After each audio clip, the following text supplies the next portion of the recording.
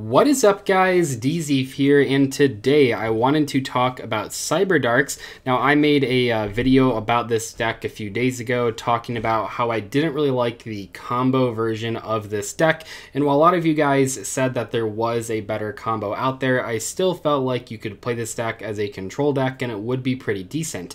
So I played it at locals. It went all right. I went 2-2, but I felt like I could have done a bit better. One of my losses was in the final round when my friend drew Harpy's Feather Duster for my 5 back row in the last game of that match.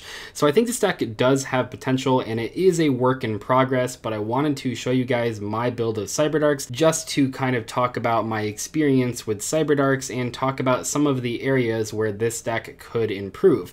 It's not going to be a meta contender anytime soon, I know that, but it is pretty fun at a local level, and while we're waiting for Burst of Destiny to release, I just wanted to play something a bit more fun.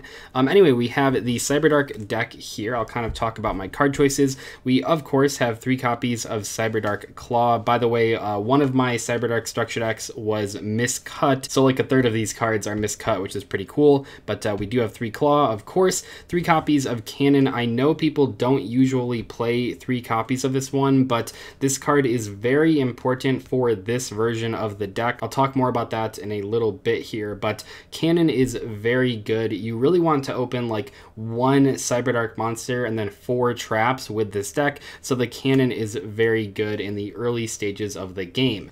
We also have, of course, 1 copy of Edge, Horn, and Keel.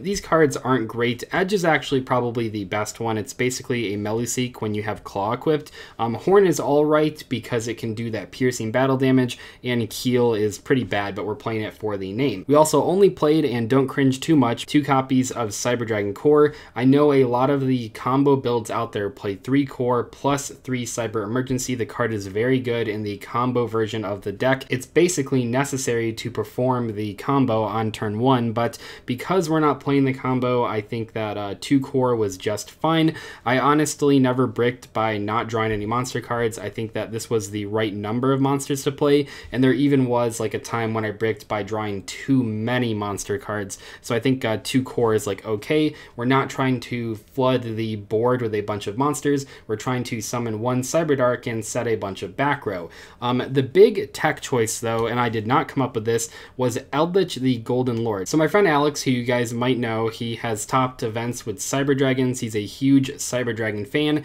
He has like this crazy version of Cyberdarks that uses cards like Magician Souls, but one of the cards that he used was Eldritch the Golden Lord, and I liked that a lot. You know, I don't own Magician Souls, so I can't quite play his build, but I can play 1 copy of Golden Lord, and honestly, I might consider playing 2 in this version. Keep in mind, by the way, we're not playing any of the other Eldritch cards in our deck. We are only playing 1 copy of Golden Lord, and it is so good in Cyberdarks. So you can send this off of Cannon from your deck to the graveyard. That's really good. And then you can actually send the Claw or the Cannon when this is in the graveyard to add it to your hand and then special summon it. Not only does that put damage on the board, but also it actually triggers the Claw and Cannon effects. Maybe more importantly though, as weird as it sounds, this deck kind of gets cloggy with its back row, especially when you have the spell card, because it just sits there after you use it to search, and Eldritch can get that off the board so that you can actually set more traps, and that is super relevant, and it does help you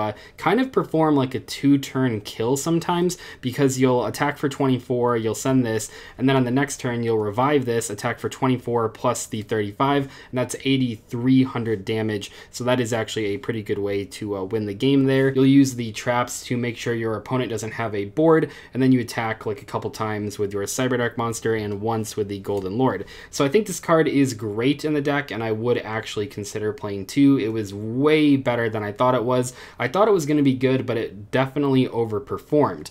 I also played 3 copies of Ash Blossom. I don't think this card is like necessarily great right now, but I found with this deck oftentimes, especially when I went second or when I went first and opened Extravagance, I didn't actually have enough zones to set all of the back row cards that I wanted to set. So I think having Ash Blossom was good for that reason. I could just keep it in my hand. I didn't have to worry about setting it. Next up, we had 3 copies of Pot of Extravagance. We don't care about the extra deck at all, so Extravagance is great.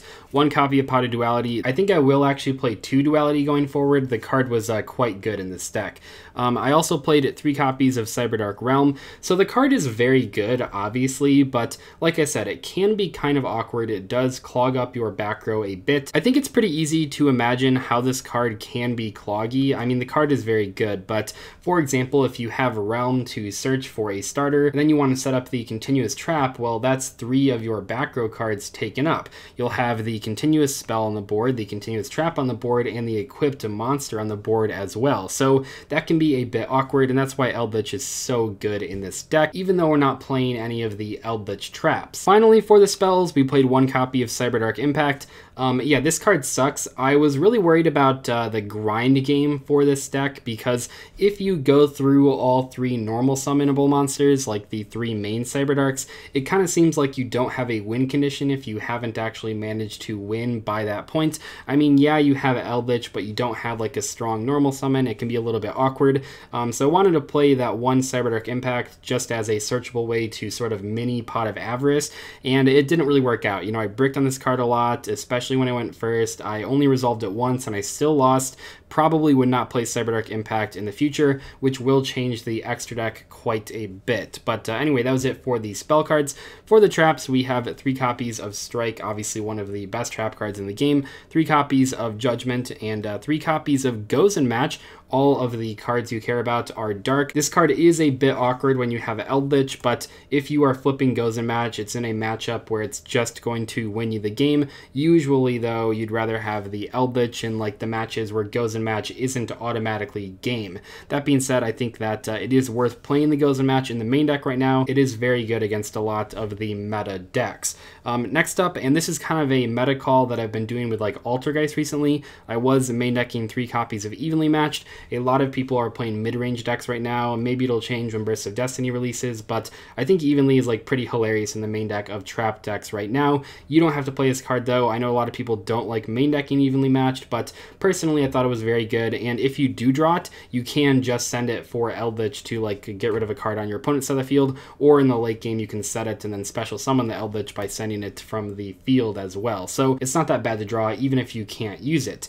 And then I played 2 copies of Dogmatica Punishment. You are already playing the Natis for the Claw, so you might as well play Punishment, and 2 copies of Ice Dragon's Prison. This card is very good right now. I do like it quite a bit, and coming from someone who plays Altergeist, which is a deck that can't really play this card, yeah, this card is very good. I would probably consider bumping it up to 3 copies in the future. And then finally, 1 copy of Cyberdark Invasion. This card is nuts. Like, this is probably my favorite new Cyberdark card. You only play 1 copy because essentially you have 7 copies. You have the 3 claws and the 3 realms, which can search claw, but as a 7 of, it is very consistent, and I think that you'll find that you only need the 1 copy, and especially for this version of Cyberdarks, you really want to have a card like this that can get you incremental value over time. It's not quite as good as like personal spoofing at that, but it is still a pretty good trap. I will say here that I think the one big change I would make is cut the Cyberdark Impact for the field spell. I oftentimes found myself with one of these on the board without any equips on it, and I really wanted that field spell to be able to bounce them and then re-summon them. I don't think the field spell is like great in the combo version, but I think in this slower deck it is actually pretty valuable, so I'd probably play that card going forward. I don't think the side deck for this profile really matters that much. You're just going to play whatever is good against your local metagame. For the extra deck though, we have 3 copies of Cyberdark Dragon, 1 copy of Cyberdark End Dragon, 1 copy of Cyber End Dragon, and by the way, I did have that misprint as well. I guess that was in my structure deck opening video and I just didn't even notice it, but yeah, so this card is misprinted because it has like all of that blue on there, and then this one is from the miscut deck, but I do have a blue tinted Cyberdark End Dragon as well. So you basically can never summon this card. It's pretty hard. You would have to summon Cyberdark Dragon and then use the trap to equip a Cyber End Dragon to it, which means that you'd have to send the Cyber End Dragon with like a claw or a punishment earlier on in the duel. Yeah, it never happened. I probably won't play these cards at all going forward because I don't plan on playing Cyberdark Impact, but Cyberdark Dragon, I mean, at the time that I built this deck and I thought the impact would be better, I did play 3 copies because you don't want to banish all of them off of Extravagance, but in reality, I don't think these cards are very necessary. We also played 2 copies of Mega Fleet. I probably should have played at least 1 copy of Chimera Tech Fortress Dragon Dragon, not just Mega Fleet Dragon. There aren't that many machines in the metagame. Obviously, Drytrons are machines, but they don't really end on a lot of machines. They end on like Herald plus Beatrice plus IP, but there was a game where I really needed that fortress in the deck to deal with the Drytron rank 1, and I didn't have it, and it maybe cost me that match. We play 3 copies of Natis, of course. I mean, this card's just absolutely insane in decks that play Punishment, but also we have Claw. 1 copy of Cypher Lord Omega, very good card to send with the Punishment. And then 1 copy of Phoenix. This card was supposed to be the Wind Pegasus. I like that card a lot, but I could not find my copy. I don't know if I got rid of it or not, but yeah, you don't need to play Phoenix. You should play Wind Pegasus going forward. And honestly, if I do continue to play this deck and I have all this extra deck space because I'm cutting like these 5 cards, I would consider like playing multiple copies of Pegasus, multiple copies of like that Skull fusion monster as well. That could be pretty good because you really want to have a lot of options with Claw and Punishment. And then finally, I'm not showing the side deck, but I did play Waking the Dragon, so I played 3 Waking the Dragon targets. I don't really love Waking the Dragon as a card. I've never been a huge fan of it. I did trigger its ability once to summon the Last Warrior, but it didn't matter. I still lost that one. Not a big fan of Waking the Dragon. So the extra deck has a lot of areas where you could improve upon it. You can just kind of play stuff that's good to send off of Claw and Punishment, which does make Extravagance a lot less risky because there were 2 different times where I banished all 3 Natis, and that really sucked. Anyway, though, that is all for today's video. I hope you guys enjoyed it. Cyberdarks are fun. I think it's cool to be able to play this deck at a local level. No, it's not meta breaking. It's not going to win any big tournaments anytime soon, but as a fun casual deck to play at locals, it's pretty cool, and I might try it out next week as well. I hope you guys enjoyed today's video. I'll see you later. Goodbye.